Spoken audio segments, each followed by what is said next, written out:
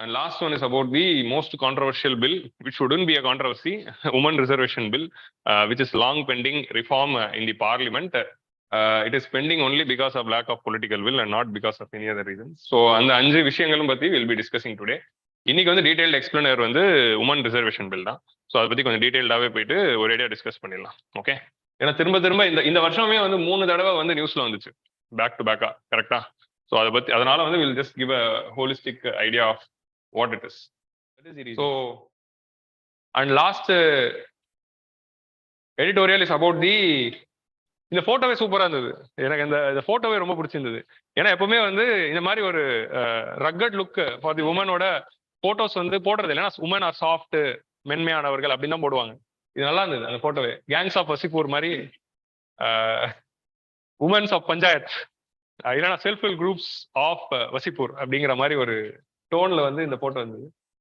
So reservation of women in politics is the most contentious issues, whether we need this reservation or not. இந்த மாதிரி ஒரு மிகப்பெரிய debate போயிட்டு இருக்கு. So what is this reservation of women in politics அப்படின்னா, reservation with respect to the number of seats. இப்போ for example நம்மளுடைய பார்லிமெண்ட்ல only 14% of seats are women. Like for example, we are having 545 seats in Lok Sabha and only 78 are women. அதே மாதிரி வந்து 245 in Rajya Sabha and 24 are women.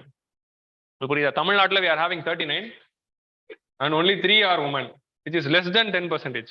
உங்களுக்கு புரியுதா? 3 பேர் தானே நம்ம MP. So this is the state with respect to the women representation in the parliament, women participation in the politics. So women participation in the politics வந்து it is a very big issue. So 50% of the population is represented only by 14% of the people in the parliament. Correct? 50% of the population is represented by 14% of people. So in the disparity சரி பண்றதுக்காக தான் they are talking about the reservation of women in politics. So here we are not talking about the reservation given in the government exams or in the educational institutions. Reservation ஒன்னு அந்த confusion குள்ள வராதீங்க. So அதே மாதிரி கான்ஸ்டிடியூஷன்ல இங்க reservation நம்ம எதை பத்தி பேசுறோம்னா, reservation in the parliament and state legislative assembly. அதை பத்தி தான் இன்னைக்கு நம்ம பேச போறோம். ஸோ இன்னொரு மிகப்பெரிய கான்ட்ரவர்சி தமிழ்நாட்டில் போயிட்டு இருக்கு வித் ரெஸ்பெக்ட் டு டிஎன்பிஎஸ்சி. அதை பத்தி இன்னைக்கு நம்ம டிஸ்கஸ் பண்ணல. So we are discussing about reservation of women in the Lok Sabha, Rajya Sabha and state legislative assembly and panchayat. அங்க அவங்களுக்கு 33% ரிசர்வேஷன் கொடுக்கணும் அப்படிங்கிறது தான் கொஸ்டின். அதை பத்தி தான் டிஸ்கஸ் பண்ண போறோம். So 50% of population represented by 14 people. So அதை சரி பண்ணணும்ல, அதுதான் reservation. So why reservation scheme? A group of people are disproportionately represented. A small group of people are represented hugely and huge group of people are represented small.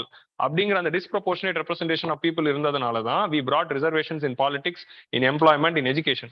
மூணுத்துலயும் reservation கொண்டு வந்தோம். So அந்த ரிசர்வேஷன்னால தான் we started giving. So politics எடுத்துக்கிட்டீங்கன்னா we are having reservation for SC STs. SC/STஸ்க்கு we are still having reservations in the politics. So ஒரு தொகுதியை வந்து ரிசர்வ்டு தொகுதி அப்படின்னு சொல்லி அங்க அந்த SC சேர்ந்த பேர் இல்லைன்னா ST சேர்ந்தவங்க மட்டும் தான் நிக்க முடியும் அப்படின்னு கொடுத்த பிறகு so that debate starts from the Poona pact. அந்த பூனா பேக்ட்ல வரைக்கும் போகும். செப்பரேட் எலக்ட்ரேட்ஸா போகணுமா இல்ல ஜாயிண்ட் எலக்ட்ரேட்ஸ் வித் ரிசர்வ்ட் சீட்ஸா போகணுமா அப்படிங்கிற debate, that's a different thing. So between Ambedkar and Gandhi. So அந்த இப்போ அதோட விளைவா we are having reserved seats with joint electorate. So அந்த விஷயத்துல வந்து இந்த மாதிரி வந்து இப்போ ஏன் வந்து SC STஸ்க்கு ரிசர்வேஷன்ஸ் கொடுக்குறோம்?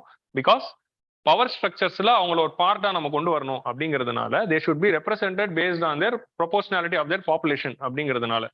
ஸோ அது ரொம்ப அபிசிமலி லோவா இருந்த காரணத்தினால we brought reservations for them. அதை விட அபிசிமலி லோவா தானே இது இருக்கு உமன் ரெப்ரசன்டேஷன் அப்படிங்கிறது. 50% ஆஃப் தி பாப்புலேஷன், பட் அவங்க ரெப்ரசன்டேஷன் இல்லாம இருக்கு. ஸோ இதை சரிப்படுத்தணும் அப்படிங்கிறதுக்காக தான் let us bring 33% reservation for women in Lok Sabha, Rajya Sabha and state assemblies அப்படிங்கிற இந்த மூவ்மெண்ட் வந்து ஆரம்பிக்குது. இது கான்ஸ்டியூட் அசம்பிளியில பேசும்போது இப்போ ஃபர்ஸ்ட் இது பெரிய பிரச்சனைங்க. நம்ம யூனிவர்சல் அடல்ட் பிரான்ச்சைஸே அப்போ ஒரு பெரிய சாதனை, உமனுக்கு ஓட்டிங் ரைட்ஸ் கொடுத்தது. உங்களுக்கு புரியுதா? அப்படி இருக்கும்போது constituent assembly couldn't have imagined all these things. ஏன்னா அப்போ நம்ம உமனுக்கு ஓட்டிங் ரைட்ஸ் கொடுத்தது தான் சாதனையா பேசிட்டு இருந்தோம். So that is the case of constituent assembly. அதுக்கப்புறமா வந்து 1970s தான் வந்து இந்த இஷ்யூஸ் பத்தி they are starting to talk. So அது 70ஸ்க்கு அப்புறமா பேச ஆரம்பிச்சு அதோட ஃபர்ஸ்ட் எஃபெக்டா என்ன வரும்னா, சரி எடுத்த உடனே நம்ம ஞானி ஆக முடியாது, ஃபர்ஸ்ட் சோனிக்கு போகலாம் அப்படிங்கிற மாதிரி. இந்த டயலாக் உங்களுக்கு புரியலன்னா விட்டுருங்க. பாய்ஸ் படத்தோட எடுத்த உடனே நம்ம லோக்சபாக்கு போறதுக்கு முன்னாடி பஞ்சாயத்துல இருந்து ஆரம்பிப்போம் அப்படின்னு சொல்லி பஞ்சாயத்துல என்ன பண்ணுவாங்க, பஞ்சாயத்துல லெட்ஸ் கிவ் 33% ரிசர்வேஷன் அப்படின்னு சொல்லி ஆரம்பிச்சு அங்க 50% கொடுத்து எக்ஸ்பெரிமெண்ட் பண்ணாங்க. சரி பஞ்சாயத்துல கொடுத்துட்டோமே, அதோட அடுத்த ஸ்டெப்பா 1995ல கொடுக்கலாம் அப்படின்னு தான் வந்து they would have started. So now we'll see about the history.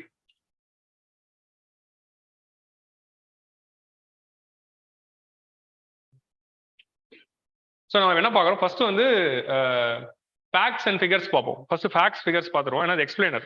Facts figures, அப்புறமா வந்து ஹிஸ்ட்ரி ஆஃப் ரிசர்வேஷன்ஸ், அப்புறமா ஃபைனலா வந்து ரிசர்வேஷன் பில், அதுல இருக்க ப்ராப்ளம். இது 3 தான் வந்து we are going to see. First வந்து ஃபேக்ட். இது வந்து UN Womenல இருந்து எடுத்த data. Okay, so it's you can right UN Women according to UN Women. அவங்களோட வெப்சைட்ல இருந்து எடுத்தது தான்.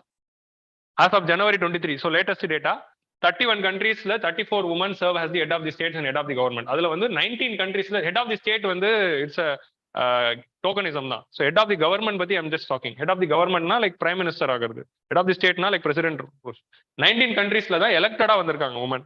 Like we had Jessica, or we had Jessica Ardern of New Zealand. நீங்க அந்த படம் ஜெசிகா நினைச்சிருப்பீங்க.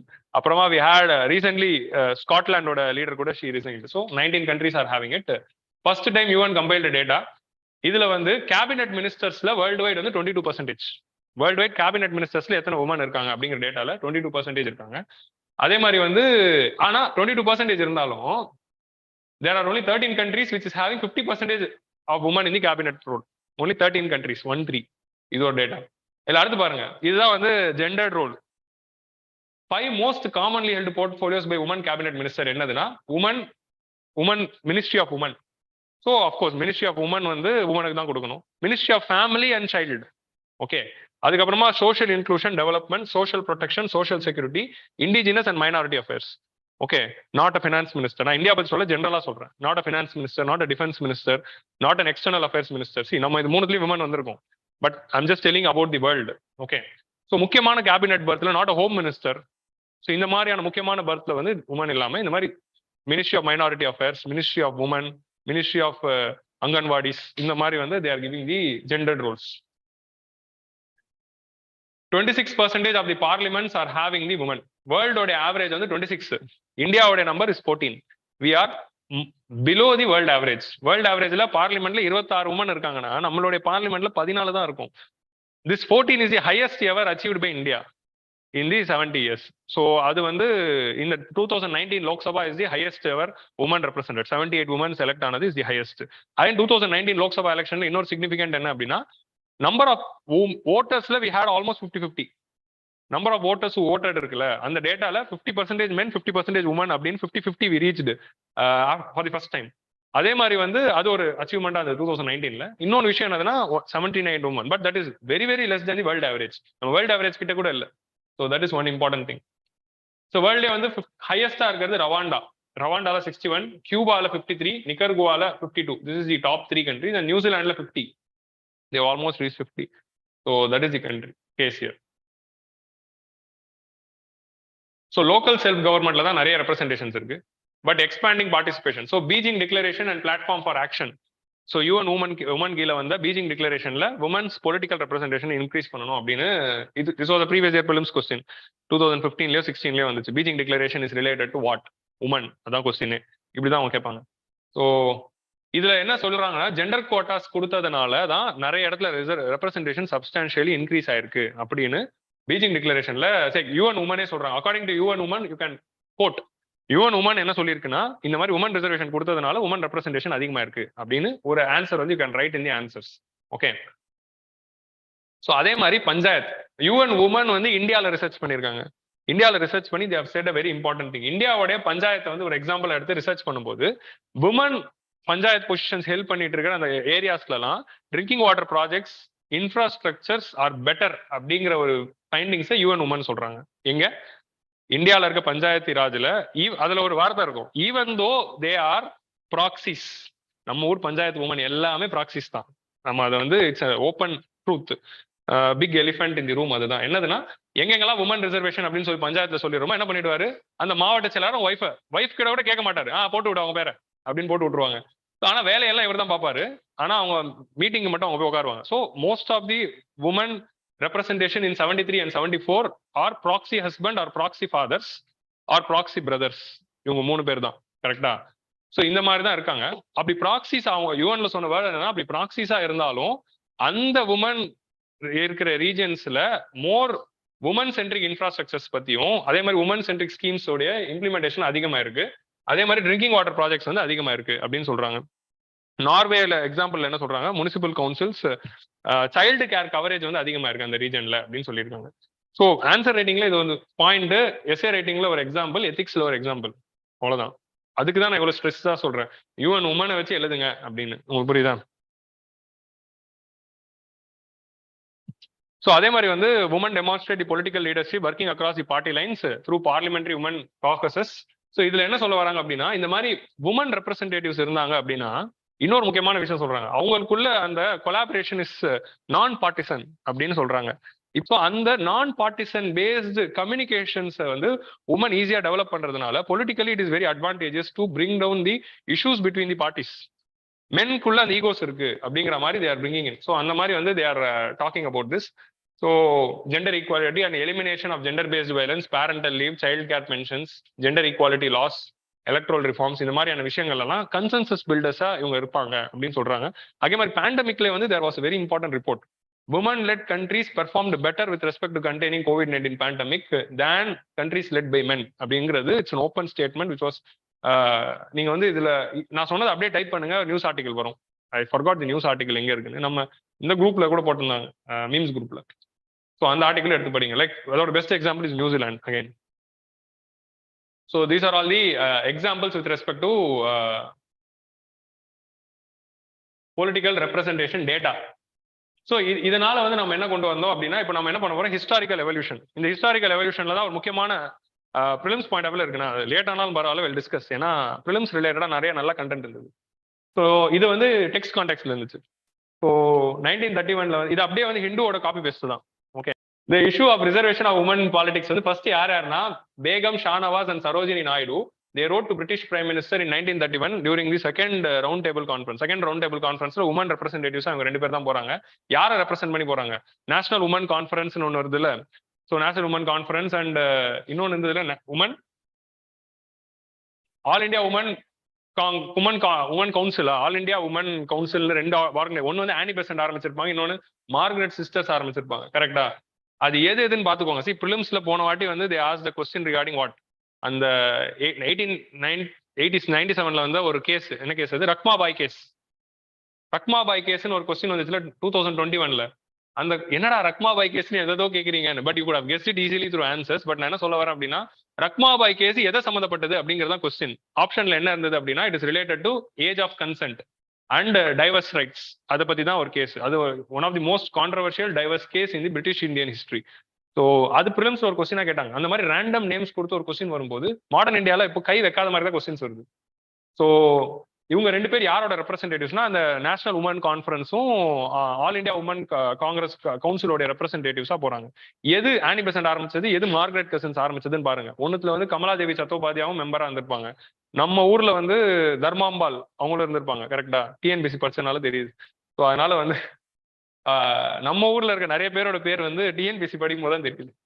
ஸோ இவங்க ரெண்டு பேர் லெட்டர் எழுதுறாங்க, நீங்க வந்து உமன் ரெப்ரஸன்டேஷன் அதிகப்படுத்துறதுக்கு.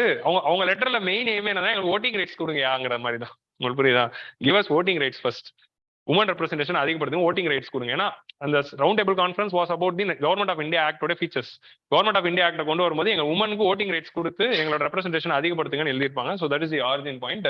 இந்த பேகம் ஷானவாஸ் பத்தி படிங்க, சரோஜினி நாயுடு பத்தி படிங்க. அந்த ரெண்டு women organisation, one started in 1917, another one was started in 1927. எதுங்கிறது இப்ப டக்குன்னு எனக்கு மறந்துச்சு. என்னது? Women conference 27. அப்புறம் அது மார்கரெட் கசின்ஸ்.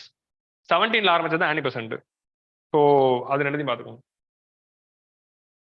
ஸோ நெக்ஸ்ட் வந்து women reservation was rejected in the constituent assembly. அதெல்லாம் வந்து அப்புறமா பார்த்துக்கலாம் அப்படிங்கிற மாதிரி விட்டுட்டாங்க. இப்போ ஃபர்ஸ்ட் இருக்கிற இது உங்களுக்கு ஓட்டிங் ரைட்ஸ் கொடுத்துருவோம் அப்படின்னு. That was the situation. Next வந்து we always had men who have fought and struggled for the country's freedom to power. So rights of the women also will be guaranteed when these men are coming to the constituent assembly அப்படிங்கிற மாதிரி கூட நினைச்சாங்க. But அது நடக்கல.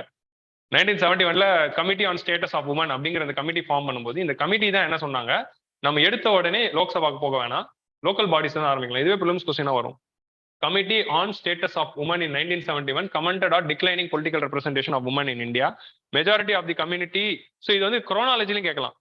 Committee on status of women gave its recommendations 1971 அப்படிங்கிறது குரோனாலஜியா இருக்கும்.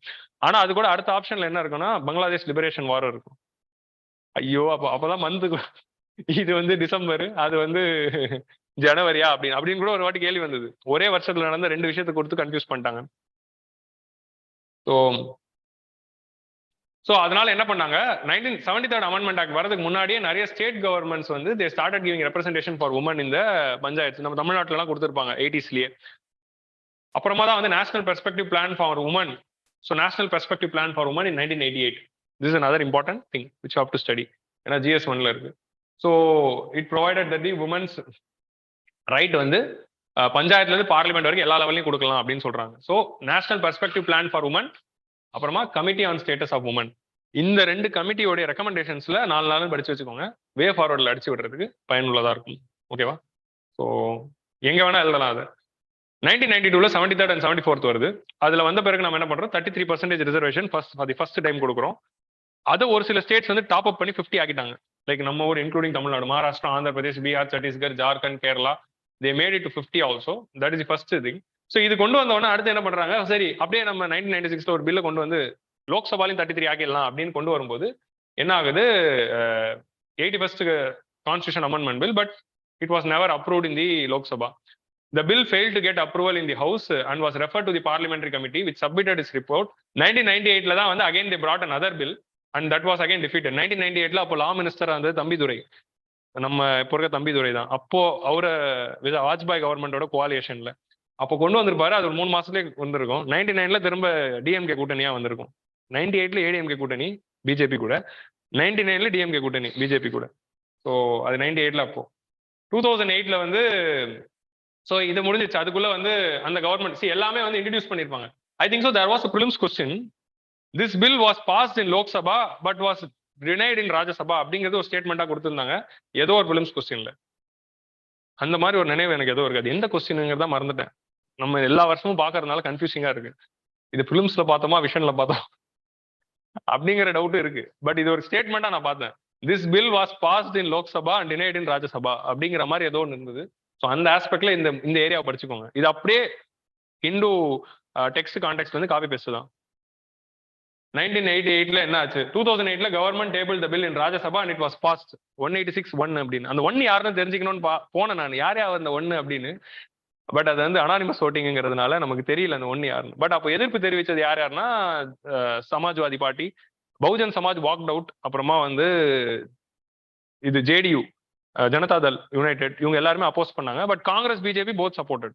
இந்த 186ல வந்து காங்கிரஸ் இருக்கு, பிஜேபி இருக்கு. பட் இந்த இதர சின்ன சின்ன கட்சிகள்லாம் வந்து அதை அப்போஸ் பண்ணாங்க.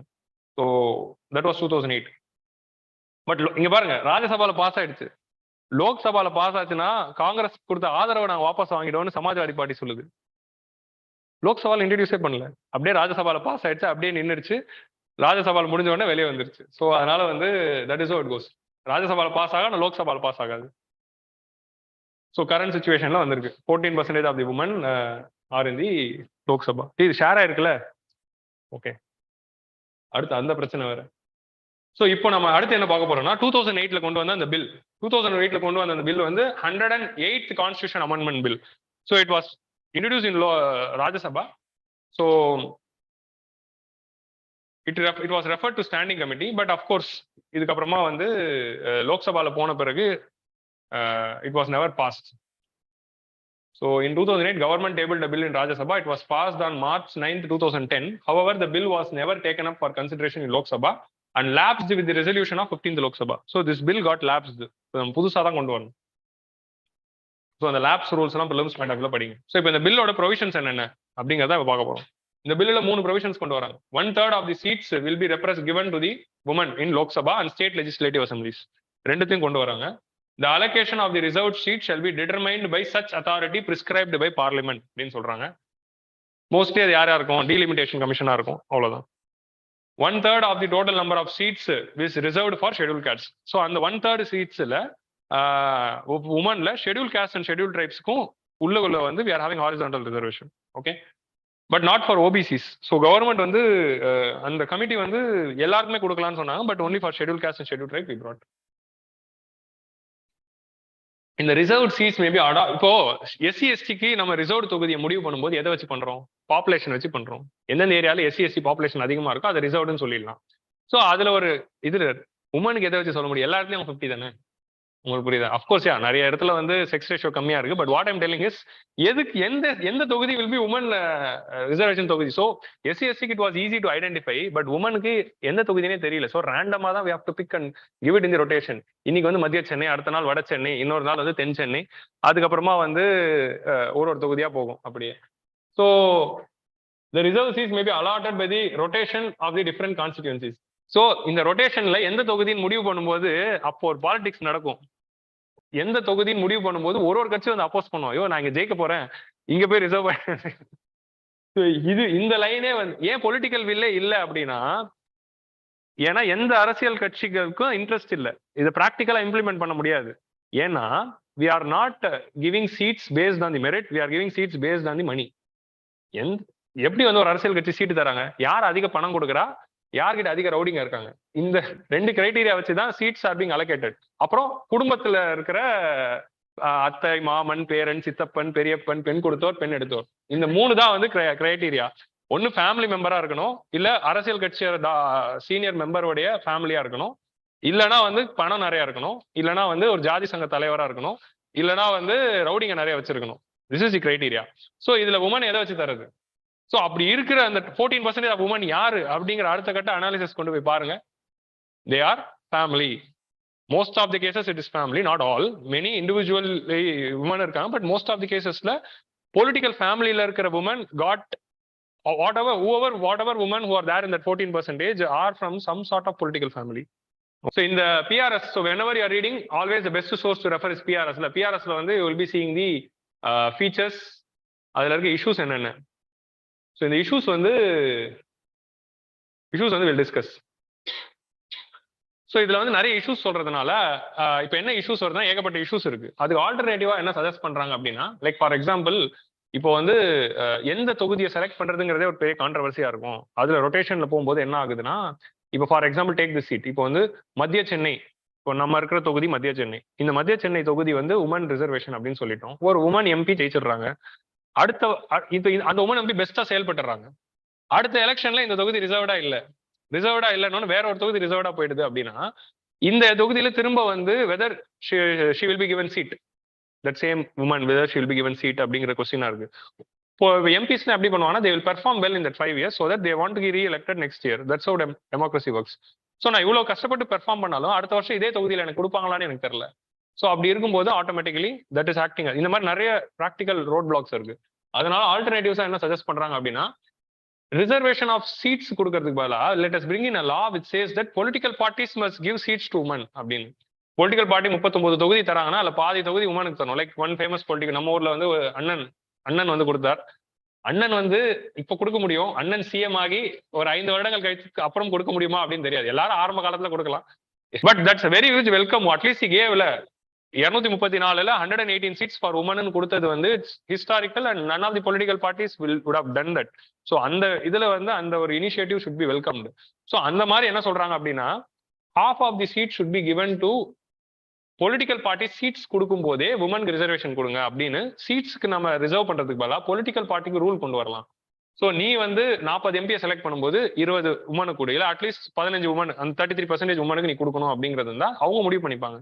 அப்படி பண்ணும்போது என்ன தருவாங்க, எந்த தொகுதியில தோக்க போறோமோ அந்த தொகுதியில கொடுத்துருவாங்க. That's how the men in the political parties will think. இந்த தொகுதியில நம்மளால ஜெயிக்க முடியாதா, சரி அங்க அந்த அம்மா நிறுத்திடு அப்படின்னுவாங்க. ஸோ தட்ஸ் ஹவ் பாலிடிக்ஸ் கோஸ். இன்னொன்னு என்னதுன்னா, மல்டி மெம்பர் கான்ஸ்டிடியூன்சி அப்படிங்கிற கான்செப்ட் சொல்றாங்க. மல்டி மெம்பர் கான்ஸ்டிடியூன்சி என்னதுன்னா, ஒரு கான்ஸ்டிடியூன்சிக்கு 2 எம்பி இருப்பாங்க. ஸோ 1961 வரைக்கும் எஸ்சி ரிசர்வேஷன் நம்ம அப்படிதான் பண்ணிட்டு இருந்தோம். எப்படி பண்ணிட்டு இருந்தோம்னா, பெரிய பெரிய கான்ஸ்டிடியூன்சி எல்லாம் மல்டி மெம்பர் கான்ஸ்டிடியூன்சி ஆக்கி அப்படி இருப்பாங்க. ஒரே தொகுதியில 2 கேண்டிடேட், ஒரு வந்து ஓப்பன் கேண்டிடேட், இன்னொருத்தர் வந்து எஸ்சி கேண்டிடேட். ஸோ அந்த ஒரு தொகுதியை வந்து 2 பேர் ரெப்ரசென்ட் பண்ணுவாங்க. இது மூலமா என்ன ஆயிடுது, அந்த ஒரு தொகுதியில இருந்து 2 எம்பி போவாங்க. இது கூட வந்து ஒரு எஸ்சி எம்பியோ இல்ல எஸ்டி எம்பியோ போறாங்க அப்படிங்கிற மாதிரி சிங்கிள் கான்ஸ்டிடியூன்சி பட் 2 ரெப்ரசன்டேட்டிவ் அப்படிங்கிற கான்செப்ட் இருக்கு. அந்த மாதிரி நம்ம உமன் கொடுக்கலாம் அப்படிங்கிற ஒரு சஜஷன் இருக்கு. பட் அப்படி கொடுக்கறது இன்எஃபெக்டிவ்ங்கிறதுனாலதான் நம்ம வந்து ரிசர்வ்டு 1961 வரைக்கும் அதை ஃபாலோ பண்ணி அது இன்எஃபெக்டிவா இருந்துச்சு. இந்த மாதிரி ரிசர்வேஷன்ல வந்து எம்பிஸ் எல்லாம் they were not taken seriously அப்படிங்கிற மாதிரி ப்ராக்டிகல் இஷ்யூஸ் நிறைய இருந்ததுனாலதான் we moved on this reservation after 1961. 1961 அப்புறமா ரிசர்வ்டு கான்ஸ்டிடியூன்சி அப்படிங்கிற கான்செப்ட் கொண்டு வரும். அது அப்போயே ஃபெயிலியர்னு தெரிஞ்சோன்னா அதை எப்படி உமன் பண்ண முடியும்? அதே மாதிரி ஒரு தொகுதி ஜாயிண்ட் தொகுதினோன்னா இங்க ஒரு மேல் ஒரு ஃபீமேல் அப்படின்னா automatically we're telling that woman should be a companion behind a male or under a மேல் அப்படிங்கிற மாதிரி தான் திரும்ப வருது. And again that won't be effective அப்படிங்கிற மாதிரி இருக்கு. That's not an effective solution. But alternative methods அப்படின்னு ஜாயிண்ட் பார்லிமெண்டரி கமிட்டி சொல்லியிருக்காங்க. ஏன்னா லைக் எப்படி வந்து இந்த பில்லை பாஸ் பண்ணாம தள்ளி போடலாம் அப்படிங்கிறதுக்கு ஒரு கமிட்டி அப்பாயிண்ட் பண்ணிடுவாங்க. ஸோ அந்த கமிட்டியோட ரெக்கமெண்டேஷன். ஸோ இதுல முக்கியமான டேட்டா என்ன கொடுக்குறாங்க அப்படின்னா quotas in political parties have worked better than quotas in parliament. So countries with representation இங்க காட்டுறாங்க. இங்க பாத்தீங்கன்னா ஆல்மோஸ்ட் கோட்டாஸ் இன் பார்ட்டிஸ்ல எஸ் ஆல்மோஸ்ட் எல்லா கண்ட்ரீஸ்லயும் இருக்கு. ஸ்வீடன், அர்ஜென்டினா, நார்வேல they are having a rule that political parties must give seats to women அப்படிங்கிற மாதிரி தான் இருக்கு. So rather than giving reservation for the women in the seats, let us ask the political party to do the reform in how the politics is working அப்படிங்கிறது தான் இந்த data சொல்லுது. So இந்த இதுல பிஆர்எஸ்ல ஸோ இந்த சார்ட்டை காட்டுறதுக்காக சொல்றது. ஸோ ஸ்வீடன், அர்ஜென்டினா, நார்வேல they are having reservation in political parties that this much percentage of seat should be given to women அப்படின்னு. So that is the political based reforms are better. So அதே மாதிரி வந்து இந்த dual member கான்ஸ்டிடியூன்சில இருக்க advantages disadvantages என்ன, பொலிட்டிக்கல் பார்ட்டிஸோட அட்வான்டேஜஸ் டிஸ்அட்வான்டேஜஸ் என்ன அப்படிங்கிறது வந்து தே வுட் ஹவ் கிவன். படிச்சாலே உங்களுக்கு புரியும். ஆல் ஆர் ஜென்ரிக் பாயிண்ட்ஸ் தான். ஸோ டியூவல் மெம்பர் கான்ஸ்டிடியூன்சிஸ் வந்து லைக் லார்ஜ் கான்ஸ்டிடியூன்சிஸ் தான் நம்ம அது பண்ண முடியும். Plus that was not effective அப்படிங்கிறதே வந்து சொல்லியிருப்பாங்க. பொலிட்டிக்கல் பார்ட்டிஸ்க்கு சொன்னா they will give the seats to those seats where they are not they are weak or where they are not having prospects to win அப்படிங்கிற மாதிரி கொடுத்துருவாங்க. ஸோ இப்போ நம்மளுடைய டேட்டா பார்த்தீங்கன்னா 14% ஆஃப் தி உமன் தான் வந்து ஆர் இன் லோக்சபா. அதுல அடுத்த டேட்டா பாத்தீங்கன்னா only 9% of the candidates who stood in election are women. 8049 candidate 2019 எலெக்ஷன்ல நின்னாங்க. அதுல 9% தான் women. This is very important data. Answer writing எழுதும்போது நிறைய டேட்டா நம்ம டிஸ்கஸ் பண்ணியிருக்கோம். அடுத்த டேட்டா வந்து பார்லிமெண்ட்ல 14.4% தான் உமன். India is having lesser representation than Nepal, Pakistan, Sri Lanka, Bangladesh. So that is another important thing. National average for state assemblies பார்லிமெண்ட்ல 14, ஸ்டேட் அசம்பிளியில அதை விட கம்மி 8. நம்மளோட நேஷனல் ஆவரேஜ் வந்து ஸ்டேட் அசம்பிளிஸ்ல லெஜிஸ்லேச்சர்ல 8 தான் இருக்கு. 15% are represented only in the 8%. Global gender gap ரிப்போர்ட்ல இந்தியாவோட ரேங்கிங் வந்து 48ல தான் இருக்கு. அதுல பொலிட்டிக்கல் எம்பவர்மெண்ட் அப்படிங்கிற ரேங்கிங்ல வந்து they are measuring the percentage of the women in parliament and in ministerial position. எத்தனை பேர் பார்லிமெண்ட்ல இருக்காங்க, எத்தனை பேர் மினிஸ்டரா இருக்காங்கிறதா ஒரு criteria in the global gender gap report. யார் ரிலீஸ் பண்றா? World economic forum. Political empowerment, economic attainment, health and education 4 indicator இருக்கும். ஸோ அதுல வந்து we are 48 வித் ரெஸ்பெக்ட். இது வந்து ஜெண்டர். அந்த பொலிட்டிக்கல் ரெப்ரஸன்டேஷன்ல தான் 48. Okay. Island is first and Bangladesh is 9th. we are 48. So Bangladesh is ahead of us in global gender gap report with respect to political empowerment. Only for political empowerment. So இதனால என்ன ஆகுதுன்னா women's rights, self representation and self determination is curtailed. women are not represented well. So அதனால தான் laws are not women centric or women centric laws, women centric policy makingலாம் ரொம்ப கம்மியா இருக்கு அப்படிங்கிறது we are seeing. 73rd and 74th Amendment Act வந்து it shattered the myth, that social myth. என்ன social mythனா that women cannot see இந்த மாதிரி ruling and இந்த மாதிரி ruling is the role of men and not for women அப்படிங்கிற மாதிரி ஒரு social stereotype and myth இருக்கு. அந்த myth was shattered in 73rd and 74th Amendment and various, and this pandemic also is another example which said that இதுல என்ன myth முக்கியமா break ஆயிருக்குன்னா women representatives are more accessible to people than men. இந்த women representatives இருக்காங்க panchayat members, அவங்க வந்து they are more accessible to the common man people than men. That is one important thing. அதே மாதிரி they controlled the liquor issue and alcoholism in the rural areas control பண்றதுல they have taken many steps. They invested in the public goods such as drinking water related விஷயங்கள். So drinking water வீட்டில் யார் எடுத்துட்டு வரா? women are subjected to bring drinking water. So அப்படி இருக்கும்போது அந்த கஷ்டம் அவங்களுக்கு தெரிஞ்சிருக்கு. அவங்க மெம்பர் ஆன பிறகு பைப்பு போடலாயா அப்படிங்கிறத முடிவு பண்றாங்க. நம்ம அவ்வளவு தூரம் போய் தண்ணி எடுத்துட்டு வரோம். ஸோ உமன் ரிலேட்டட் இஷ்யூஸ் வந்து ஒரு உமன் லீடர் ஆகும்போது தான் it is being address. Other women so அதே மாதிரி வந்து they helped other women to express themselves better. They reduce the corruption, prioritize the nutrition outcomes and change the development agenda at the grassroots level. அப்படிங்கிறது 73rd 74th Amendment Act உடைய performance அனாலிசிஸ்ல they have said. UN women நம்ம பார்த்தோம்ல, according to UN women போட்டு எழுதுங்க. Okay. Esther டஃப்லோட இன்னொரு ரிசர்ச்ல என்ன சொல்றாங்கன்னா west Bengal and ராஜஸ்தான்ல வந்து while women leaders were rubber stamps of their husbands or fathers or brothers தான், பட் இருந்தாலும் they invested a lot of things. இதுதான் UN women, இது வந்து Esther டஃப்லோடது. invested a lot in the goods that was important for the interest of women. அவங்க rubber ஸ்டாம்பா இருந்தாலும் they focused on women centric things அப்படின்னு சொல்றாங்க west பெங்கால்லையும் ராஜஸ்தான்லயும். So that is one thing. So that is a criticism with respect to நம்ம 73rd அமெண்ட்மெண்ட்ல இந்த ப்ராக்சியா நடக்கிறதுங்கிறது வந்து it's a criticism which we write. So that is one thing. India has high percentage of crime rates against women and low participation of women in the workforce, low nutrition levels and skewed sex ratio. இதனால தான் வந்து gender ரிலேட்டடா நமக்கு இருக்கு. women workforce participation is 24 odd. அப்புறமா வந்து low nutrition levels. So 50% of the women are anaemic. அதே மாதிரி வந்து ஸ்கியூடு செக்ஸ் ரேஷியோ. நம்ம செக்ஸ் ரேஷியோ வந்து சைல்டு செக்ஸ் ரேஷியோ வந்து 919 தான் இருக்கு 2011 சென்சஸ்ல. ஜென்ரல் வந்து 946 தான் இருக்கு. நிறைய ஸ்டேட்ஸ்ல 800ல தான் இருக்கு. ஹிமாச்சல் ஹரியானா மாதிரியான ஸ்டேட்ஸ்லாம். To address this challenges it is argued that more women should be there in the decision making அப்படிங்கிறது இன்னொரு point. Currently 14 states have 50 to 58% representation in panchayats. Jharkhand is the highest with 58% women. Panchayat representation they became 58% representation. ஏன்னா 50% representation for women வந்துருச்சு. So the representation increased to 58 in followed by in Jharkhand. So this is another important statistics. So need இதான் வந்து need and what are all the importance. They will be better represented. அதோட positive outcomes பார்க்குறோம். இதான் இந்த examples எல்லாமே you can quote. UN woman எக்ஸாம்பிள், Esther தஃப்லோட examples and what is the need அப்படிங்கிறது we can write. So that is the thing. So if women are coming, more women related issues will be addressed அப்படிங்கிறது பார்க்கணும். So இதுல இஷ்யூஸும் இருக்கு. இதுல நிறைய கிரிட்டிசிசம்ஸும் எழுப்புறாங்க. ஸோ நம்ம ஆன்சர் ரைட்டிங்காக we can இது கொண்டு வர கூடாது அப்படிங்கிறது கிரிட்டிசிசமே கிடையாது. கொண்டு வரதுக்கு தடையா என்னென்ன இருக்குங்கிறதா கிரிட்டிசிசம். ஸோ கிரிட்டிசிசம் கரெக்டா புரிஞ்சுக்கணும். இதை கொண்டு வரக்கூடாதுன்னு நான் வந்து இஷ்யூஸ் சொல்லலை. உங்களுக்கு புரியுதா? இது ஏன் வேணும் ஏன் வேணாம்னு நான் சொல்லலை. இது ஏன் வேணும் வேணுங்கிறதுக்கு தடையா என்ன இருக்கு அதுதான் இஷ்யூ. கிளியரா? So you have to be clear. It diverts attention from the core issues of inner party democracy, criminalization of politics and money and muscle power. நம்ம பாலிடிக்ஸ்ல சீட் கிடைக்கிறது இஸ் ஒன்லி யாரெல்லாம் எம்பி எம்எல்ஏ யாராங்க? எம்பி எம்எல்ஏல நிறைய பேர் வந்து எல்லாம் criminals தான். புதுப்பேட்டை படம் பார்த்துருப்பீங்கல்ல. So criminalisation of politics அது உண்மையான ஒரு ஸ்டேட்மெண்ட். சுப்ரீம் கோர்ட்டே சொல்லியிருக்கு நம்ம பாலிடிக்ஸ்ல ஃபுல்லா கிரிமினல்ஸ் தான் இருக்காங்க. So inner party democracy, criminalisation of politics and money and muscle power இருக்கும்போது இந்த மாதிரியான நீட்ஸ்ல வச்சுதான் அரசியல் கட்சிகள்ல சீட்டு தரப்படுது. உங்களுக்கு புரியுதா? இவங்க படிச்சிருக்காங்களா, இவங்களுக்கு நாலேஜ் இருக்கா, எக்ஸ்பீரியன்ஸ் இருக்கா, மக்கள் பணியில ஈடுபடுறவங்களா, மக்களோட ரெப்ரஸன்டேட்டிவான்னு இல்ல. ஸோ இதுக்குள்ள உமன் வரதில்லை. ஏன்னா உமன் கிட்ட மணி பவர் இல்லை, மசில் பவர் இல்லை. So that is issue. So that is the direct issue. Rotation of reserved constituency is acting as an incentive for MP. Criminalization of politics நீங்க தைரியமா எழுதலாம். ஏன்னா that's a issue with respect to India's politics. It's not criticizing someone. That is the reality. So rotationல இருக்கிறதுனால என்ன ஆயிடுதுன்னா the re-election இல்ல அப்படிங்கிற issue. Political parties may assign women candidates to constituencies where the representation is limited. அவங்களோட representation limited where they might lose, அங்க சீட்டு கொடுத்துருவாங்க. அந்த issue இருக்கு. Opponents of reservations argue that the idea rounds counter the principle of equality. So இந்த மாதிரி reservation கொடுக்கறதுனால woman lower status அப்படிங்கிறது emphasise ஆகுது அப்படின்னு அந்த இந்து ஆர்டிகல் எழுதிருந்தது. அதை நான் காப்பி பேஸ்ட் பண்ணியிருக்கேன். ஸோ என்ன சொல்ல வராங்க அப்படின்னா, இப்போ ரிசர்வேஷன் கொடுத்தாதான் அவங்களுக்கு வர்றதுனாலே ஆட்டோமேட்டிக்கா it reinforces the thing that they are coming, they are not based on the merit, so it is lower status அப்படிங்கிற அந்த பர்செப்ஷன் கிரியேட் ஆயிருக்குல்ல ஆன்டி ரிசர்வேஷன் மூமெண்ட்ஸ்னால. ஸோ அந்த பர்செப்ஷன் வந்து இட் இஸ் அகைன் ஸ்ட்ரென்தன்ட் அப்படின்னு சொல்றாங்க. Opposition generally opponent of reservation they are opposing this also. Women are not homogeneous community like caste group. So women குள்ள இப்போ ரிசர்வேஷன் கொடுத்தோம்னா அதுக்குள்ள உமன் ஆஸ் அ ஹோல் கொடுக்கணுமா?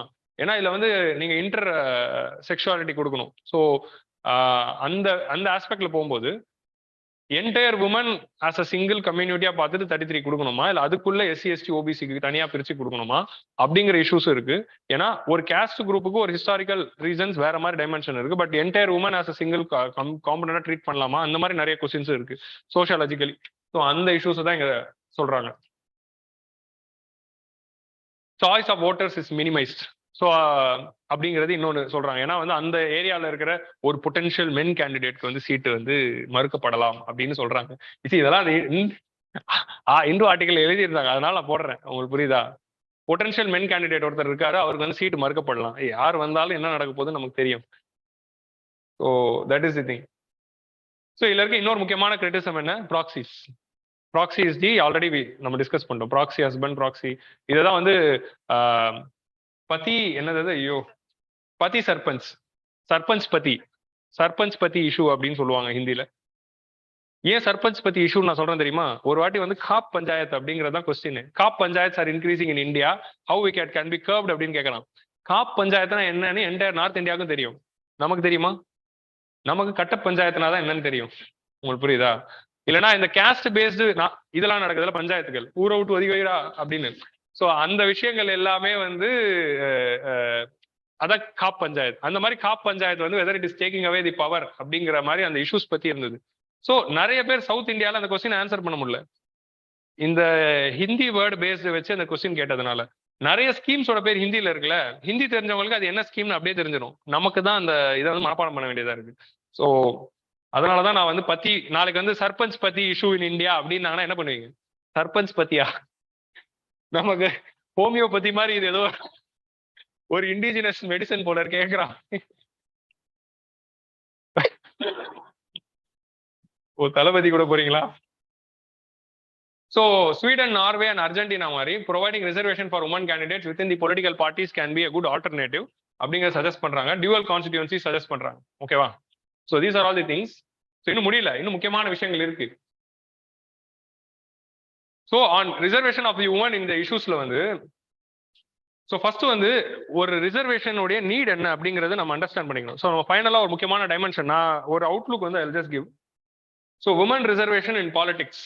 So ஒருத்தருக்கு reservation தரலாமா வேணாமாங்கிறது எதை வச்சு முடிவு பண்றோம் அப்படின்னா, first we have to based on the representation.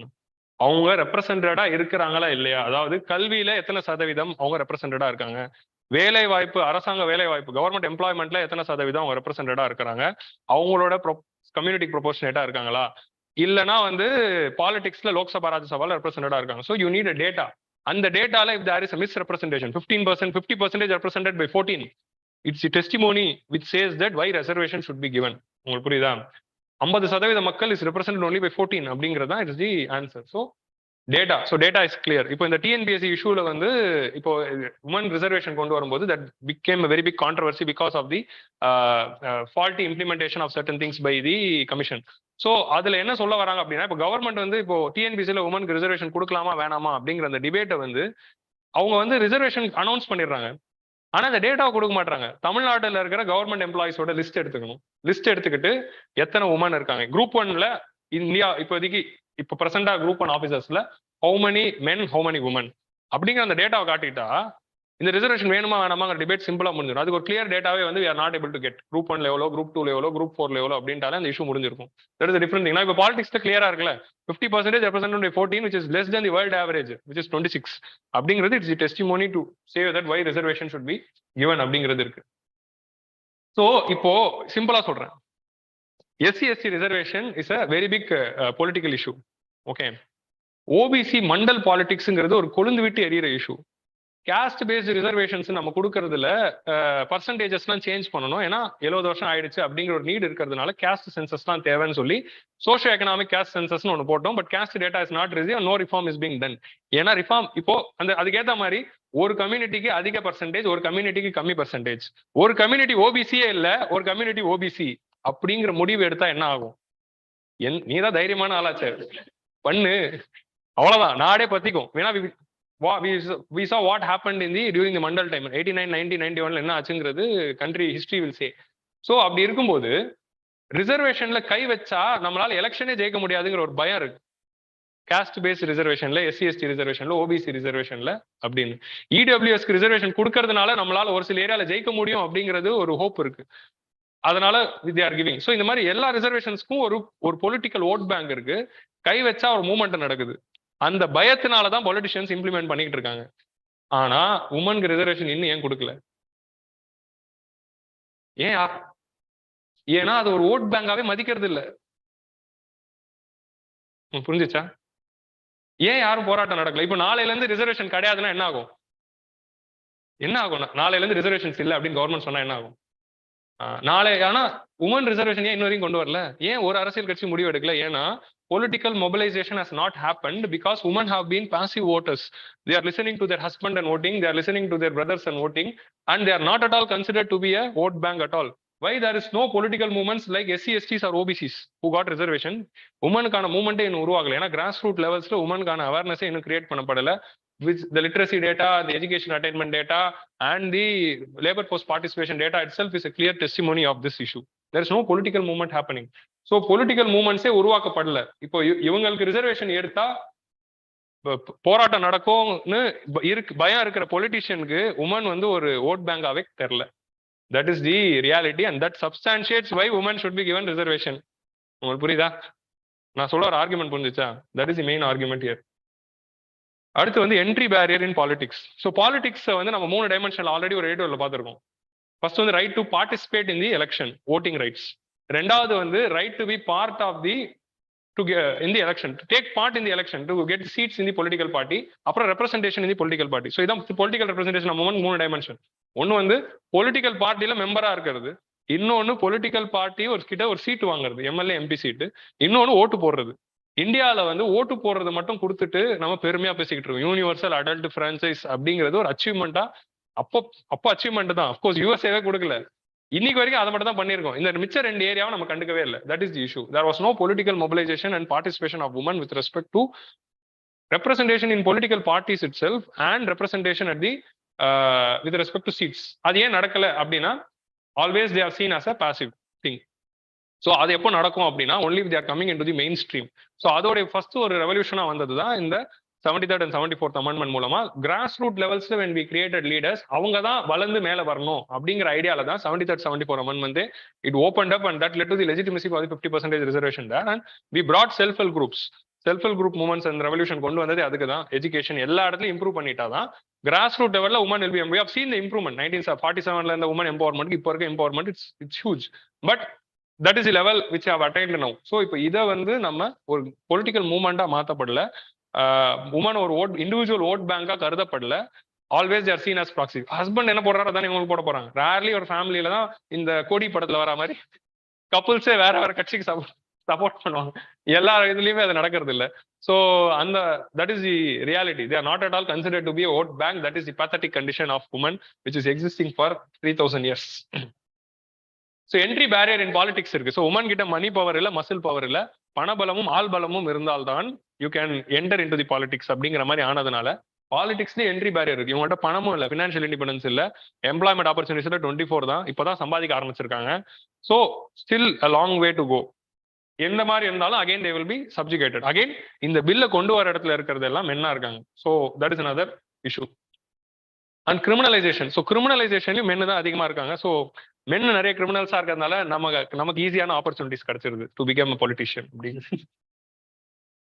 Absolute open, that is the harsh truth. So இதுக்கான சொல்யூஷன் என்ன அப்படின்னு பாத்தீங்கன்னா, உமனுக்கு இப்போ 33% ரிசர்வேஷன் கொடுத்துட்டா இது சொல்யூஷனா அப்படின்னா கிடையாது. அது ஜஸ்ட் ஒரு ஆரம்பம் தான்.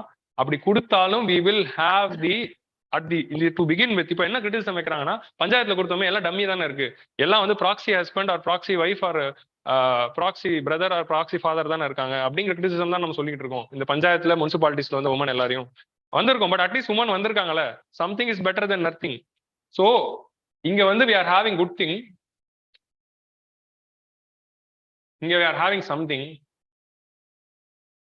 இங்க வந்து we are having nothing. Okay, so something is better than nothing. அந்த ஆஸ்பெக்ட்ல தான் we have to give reservations. Okay, but that is not good thing. The long term good thing என்ன அப்படின்னா, grassroots level empowerment politically, economically and with respect to socially. இந்த மாதிரி empowerments நடக்கணும், employment opportunities கிடைக்கணும், அப்போதான் அது நடக்கும். பட் நம்ம என்ன நினைக்கிறோம், இந்த சம்திங் கொடுத்து ஏன் ஒரு ஃபிளாட் சிஸ்டம் கொண்டு வரணும் அப்படிங்கிற மாதிரி ஒரு கவுண்டர் கிரிட்டிசிசம் இருப்பாங்க.